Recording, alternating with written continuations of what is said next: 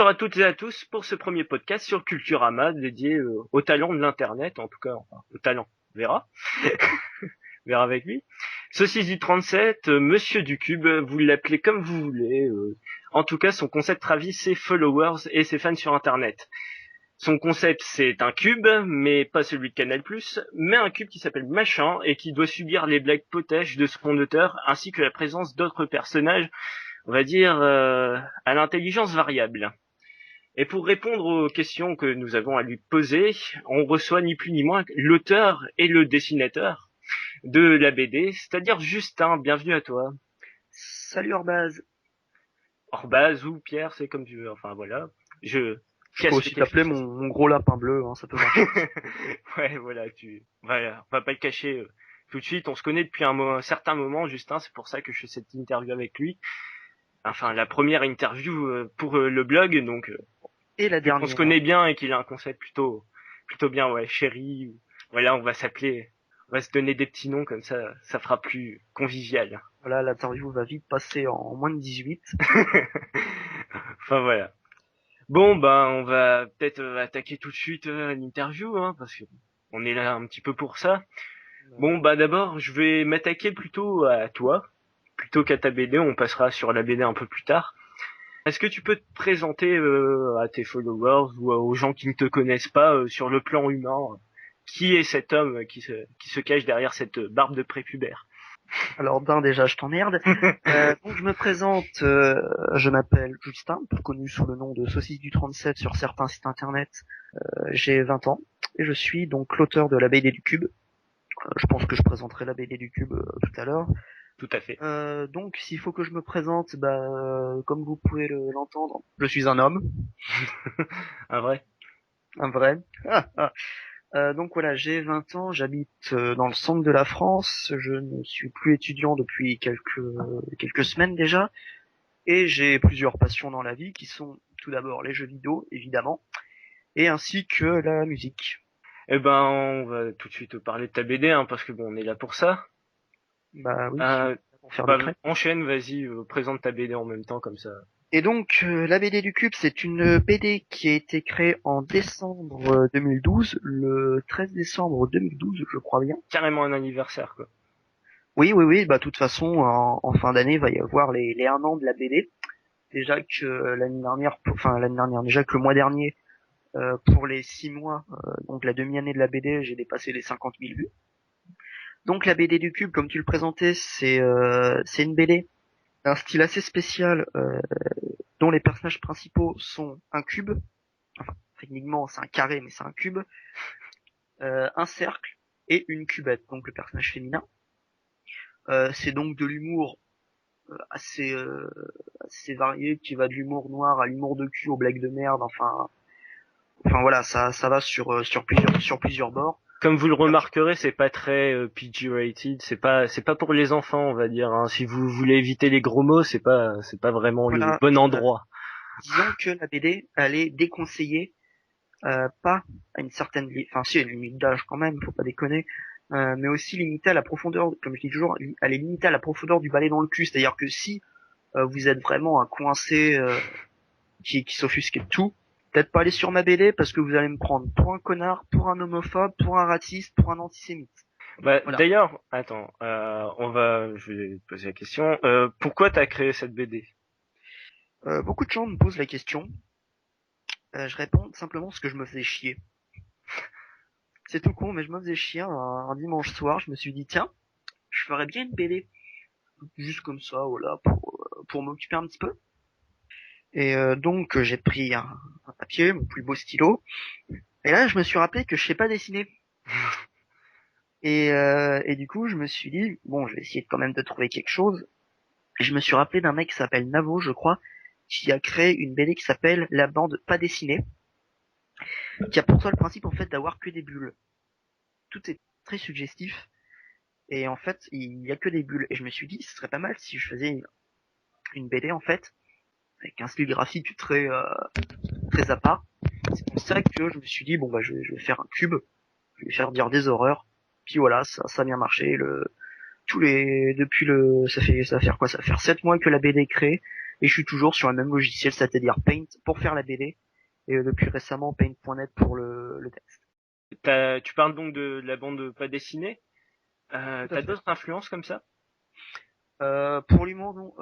Ouais, pour l'humour, des Texte. fois sur les jeux de mots, je m'inspire un peu de la BD du chat. Mhm. D'ailleurs, on m'a souvent comparé à cette BD. Au niveau de l'humour de marque, certains jeux de mots, je m'inspire de certaines conneries que peut sortir Laurent Baffy, qui est une personne, enfin un humoriste, soit que j'aime beaucoup. Enfin sinon, ouais, non, niveau influence, pas. C'est plus des conneries que j'entends comme ça, des fois que je vois, je me suis dit, tiens, c'est rigolo de l'adapter dans la BD. Mais généralement, non, la plupart c'est des trucs que je trouve moi-même, des deux jeux de mots complètement pourraves, qui je sais font rire le public, parce que mon public, de toute façon, voilà, mon public, de toute façon, c'est une bande d'enculés. Rappelle-moi, ça tombe toujours là. Ouais, ça tourne. Ce sera même Non, mais je disais, souligné. j'adore mon public, c'est vraiment, enfin, ouais. D'où te vient ce fétichisme pour la géométrie de base? Donc les carrés, les cercles, les triangles. D'ailleurs, ouais, hein, tu le signalais tout à l'heure, mais en tant que puriste, c'est vrai que le cube c'est un carré. Oui, Hein. bah, je te dirais 42. Voilà, ouais, la réponse à tout. Ouais. Et en vrai, t'as une réponse? Non. En fait, faut savoir que je suis assez con sur les bords et je me suis dit, tiens, je vais faire une BD, je vais appeler ça, j'ai fait le truc, je me suis dit, oh, allez, j'appelle ça la BD du cube. Alors que oui, en gros, en fait, ouais, j'avais confondu le cube et un carré. Voilà l'histoire. Bon, tu parlais des critiques sur ton humour tout à l'heure, qui est peut-être bon, qui est assez populaire, quoi. C'est un peu des blagues éculées qu'on a déjà vues. Certaines on a déjà vues, d'autres c'est un peu plus original. Hein, faut quand même Oui, un peu te donner pénétrice. ce compliment, quoi. Que des fois les blagues sont quand même bien cherchées. Mais t'as d'autres critiques, notamment sur ton français. T'as jamais cherché à corriger ça, à avoir quelqu'un qui peut corriger ces fautes d'orthographe qui sont un petit peu, bon, un, ton talon d'Achille, quoi, sur la BD. Euh, oui, c'est vrai que je fais beaucoup de fautes de français. Ça, je le reconnais. Généralement, maintenant, qu'on me dit que je fais une faute sur une BD, tout de suite, je la corrige. Je mets à jour la BD. Mais comme je dis toujours, ouais, c'est vrai que disons que le français, ça n'a jamais été mon fort. Jamais, non, non, honnêtement, j'ai jamais été très fort dans l'apprentissage du français. Et bien que je pense que ce problème de culturage, voilà, me pose certains soucis. Je trouve ça, c'est vrai que maintenant c'est très problémationnel pour ma BD. Bon. Enfin, voilà quoi, On mettra des sous-titres, des trucs comme oui, ça, oui, vous oui, c'est inquiétez très pas. bien sur Hein, un truc audio, c'est très bien. voilà, des sous-titres sur un truc audio. Ouais, mais Voilà, ce sera aussi disponible sur YouTube. Hein. voilà. Comme ça, il y aura des sous-titres. Hein. Si vous voulez avoir des sous-titres, vous regardez le Voilà, pour podcast, enfin la version YouTube du podcast, vous verrez, il y pour aura les quelques sourds sous. qui me suivent. Bah on va peut-être parler un petit peu de ton actu, vu que tu viens de reprendre un aspect un peu plus quotidien de ta BD. Hein. T'es repassé un aspect quotidien après une semi-pause, parce que bon, tu disais qu'il y aurait une pause à ta BD, mais finalement t'as mis un épisode tous les 2 jours. Non, tous les jours. Ouais, même pratiquement tous les jours. Donc Donc la voilà. BD reste quotidien. Donc ouais. Donc Ah, en après fait, la saison 1, là t'as repris la saison 2. T'as pas voilà. peur de pas pouvoir suivre le rythme au bout d'un moment, d'avoir des pannes au niveau de l'inspiration, quoi, pour les blagues. Alors, d'abord, je reviens. T'as dit que je prenais une pause, ouais, effectivement, en juillet. J'avais annoncé, en fait, c'était un peu plus compliqué que ça. J'avais annoncé au mois de juin que le livre de la BD du Cube allait sortir. Et donc, j'avais prévu en juin, pas en juin, mais en juillet, de faire une pause le temps que j'écrive tous les gags pour le bouquin. Ça, ce qui était prévu. Le truc, c'est que je me suis dit un soir, bon allez, je m'y mets, j'ai commencé, et je devais écrire en tout 80 gags, parce qu'il y avait 40 gags en fait qui venaient de l'année, enfin de ce que j'avais déjà fait. Et en fait, en une soirée, je me suis rendu compte que sur les 80 gags, j'en avais déjà écrit 20 en une heure. Je me suis dit bon, peut-être quand même, voilà quoi, je vais assez vite, donc je verrai des fois pour mettre un ou deux épisodes en juillet, histoire de voilà, qui continue quand même à avoir du contenu. J'ai commencé à faire un truc spécial été 1, avec je crois que c'était sur Doctor Who. J'ai vu que ça avait bien plu. Plus j'ai même vu que j'ai été retweeté par The Fantasio 974, un youtubeur assez célèbre. Je me suis dit bon, allez, je vais en refaire un autre demain, puis après je ferai une petite pause, etc. Au final, au bout de 5-6 épisodes, je me suis dit, ouais, bon, vas-y, je continue sur tout le mois de juillet. Et il faut savoir que, voilà, les BD que j'ai fait sur le mois de juillet, ça suit pas vraiment la chronologie de la BD du Cube, parce que on aperçoit à la fin de la saison 1, si tu veux, une sorte de fil conducteur, une sorte de pseudo-histoire. On voit d'ailleurs très bien avec la fin enfin, le dernier épisode de la saison 1, si tu veux. Et là, dans la saison 2, il va y avoir, bon, une grande série d'épisodes qui vont avoir aucun lien entre eux, mais il va quand même y avoir, sur pas mal d'épisodes, une suite logique, entre guillemets, notamment maintenant, la cuvette et le cercle, ils sont ensemble. Ouais. D'ailleurs, tu penses vraiment tenter d'introduire une sorte de d'histoire à tes personnages, un Oui, peu de sortir du rythme de une blague par bande, enfin comment bah, dire, par poste quoi, enfin, un petit ouais, peu comme ça. je vois, mais en fait, si tu veux, je vais mettre des petits scénarios comme j'avais fait, c'est-à-dire des suites d'épisodes comme j'avais Mmh. fait avec l'enlèvement, par exemple, ou la prise d'otage. Euh, il va y avoir entre guillemets fil conducteur un peu comme si tu veux à la Camelot. Voilà. Ouais, c'est Je parle pas des des dernières mini saisons. gags avec quelques avec Voilà, une série d'épisodes qui seront un voilà. peu plus dédiés à l'histoire entre les personnages. Sans vouloir vraiment trop me comparer à Camelot, faut pas déconner quand même. On va Ouais, dire que ma BD c'est un peu comme les saisons 2 et 3 de Camelot, c'est-à-dire que t'as un fil conducteur qui se retrouve pas dans tous les épisodes, mais t'as certains épisodes qui font avancer l'histoire. On va dire que la BD, la saison 2 va être un peu comme ça. Et aussi, juste pour revenir, j'avais parlé d'un livre, la BD de Cube, malheureusement il a été annulé à cause de certaines. bah, c'était justement ma question, c'était de savoir où est-ce que ça en était, vu que tu en parlais. Ah, en fait, T'anticipes toutes mes questions quand même là. oui, oui. Si tu veux, en fait, j'avais écrit 80 gags Hmm. et j'étais un peu dégoûté par rapport au fait que la BD ne se fasse pas à cause de certains problèmes avec l'éditeur. Et du coup, en fait, les 80 épisodes que j'ai fait, au lieu de les mettre dans un bouquin, bah ils vont servir dans la saison 2. Hmm. Donc t'as de l'avant. Voilà, j'ai 80 épisodes d'avance.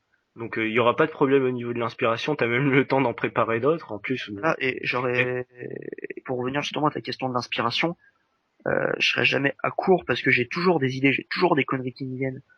et- Quand j'ai pas eu, je dis, il y a une seule fois où vraiment j'ai fait une pause, c'est janvier-février, c'est parce que j'ai eu des problèmes dans ma vie personnelle, où là, clairement, j'avais plus d'inspiration, mais parce que j'avais des problèmes à côté, donc j'arrivais plus à me concentrer. Et en plus, c'était les premiers mois de la BD, donc la BD n'était pas encore entre guillemets mise en place au niveau de l'humour. C'est-à-dire que sur les premiers épisodes, c'était des trucs par rapport à l'actualité ou des choses comme ça. C'était moins centré sur certains thèmes, comme je peux faire maintenant, comme je peux faire sur le sexe, comme je peux faire sur l'humour noir, comme je peux faire sur la religion, enfin sur plein de choses. C'est pour ça que j'arrête toujours des conneries à dire, que ce soit voilà sur ce que j'ai dit ou même des jeux de mots pourris comme dans la BD de ce soir. oui, voilà. Et sinon, en dehors de ça, t'as d'autres projets pour la BD, pour l'étendre un petit peu, pour étendre ton public peut-être? J'avais pensé sur une adaptation porno qui s'appelait La BD du cul. Ouais. Non, non, non, non, Évidemment, moi je pose des questions et lui il dit des conneries. non, non, mais j'ai créé une petite application Android de la BD du cube qui, je travaille encore dessus. Le problème c'est que là avec mon boulot cet été j'ai pas beaucoup de temps, mais je travaille dessus justement pour l'améliorer et qui sera disponible en version définitive sur sur l'Android Market ou Google Play, je crois maintenant ça s'appelle. Elle est disponible maintenant sur un site en version enfin en version alpha, bêta, tout ce que tu veux, enfin en version pas finie quoi. Mais voilà, déjà j'ai l'application qui est prévue. Qu'est-ce qu'il y a d'autre qui est prévu? Bah pour le moment pas grand chose en fait. Pour bien le dire, il n'y a pas grand chose qui est prévu, c'est-à-dire continuer la BD, voilà. Travail quotidien quoi. Voilà, tant que je peux faire rire les gens avec des conneries, je pense que je vais continuer. Je vais dire en plus, j'ai de plus en plus de personnes qui me follow, qui me suivent. Rien que sur Twitter, là je regarde, je suis à 485. Je suis bientôt à 500 abonnés sur Twitter avec ma BD. Et sur ma page Facebook, je suis à 110, je crois, ouais, 110 personnes qui me suivent. En gros, ouais, j'ai à peu près, on va dire, les 600 personnes. Des fois c'est peut-être les mêmes aussi. Hein. Faut faire attention entre Facebook et Oui, oui, Twitter. non, je sais bien, bon, on va dire 550 personnes à peu près qui suivent la BD quotidiennement, sachant que voilà, ça fait que 6 mois qu'elle existe. Et voilà, ça fait 6 mois qu'elle existe, c'est énorme, comme ma bite, c'est énorme. Oh, exagère quand même. Et sinon, Rappelle-moi, t'as combien de followers toi au fait, hein? ouais, bon, enfin voilà. Hein? On va parler d'autre chose. Est-ce qu'on peut te retrouver dans des festivals, peut-être, ou est-ce que tu vas à la rencontre peut-être de tes lecteurs Alors, prochainement? Peut-être qu'ils peuvent venir te voir, je sais pas. c'est rigolo que tu dises ça parce que j'avais prévu d'aller au Geek Ferries cette année. Oui. Donc les Geek Ferries sont à côté de Montargis. Malheureusement, à cause d'un problème d'emploi de temps, je pourrais pas y aller. Mais j'essaierai dans le courant de fin d'année ou de l'année prochaine, je sais pas, de venir. Mais faut savoir que voilà, ok, je commence à avoir un petit peu de popularité entre guillemets sur Internet, et pas au point non plus, Ça, voilà, c'est modeste, quoi. voilà, C'est j'irai pas relatif. si je vais dans une convention, ça serait plus en tant que fan pour voir Elarcis, Bob Lennon, joueur du grenier, Noob, plutôt que pour d'aller signer des autographes. Donc j'ai pas la prétention de d'y aller me dire bon allez, venez, je vous fais des daddy boobs, puis voilà. Ouais, les Daily Boobs, c'est devenu un petit peu la mode Oui, c'est la pour les mode. youtubeurs. Mais bon. Euh, Et franchement, t'as vraiment pas cette ambition de devenir vraiment, enfin d'avoir la même stature enfin le même statut, pardon, excuse-moi, que certains youtubeurs au niveau de la popularité, peut-être d'avoir un peu plus de monde, quoi. un peu plus de monde, j'aimerais bien que par exemple, je sais pas pour Noël, vu là où mon nombre de followers va, j'aimerais bien par exemple pour Noël dépasser les 1000 followers. Je sais que je pourrais pas non plus atteindre des trucs genre 23 000, des conneries comme ça. Disons que non, franchement non, j'ai pas la prétention de pouvoir devenir un célébrité internet entre guillemets, bien que je reste assez proche des gens d'ailleurs sur Twitter, je dis pas mal de conneries, mais j'ai pas la prétention, disons, de devenir célèbre avec la BD. C'est non, il y en a déjà qui le font très bien. Tu regardes justement comment ça s'appelle une BD d'ailleurs que j'aime beaucoup, c'est Drinkalol Ah oui, qui oui, pareil là fait aussi c'est format très court aussi, ouais c'est et format très également. court. Et pareil, je sais plus à combien il est, mais lui pareil ça marche super bien sa BD.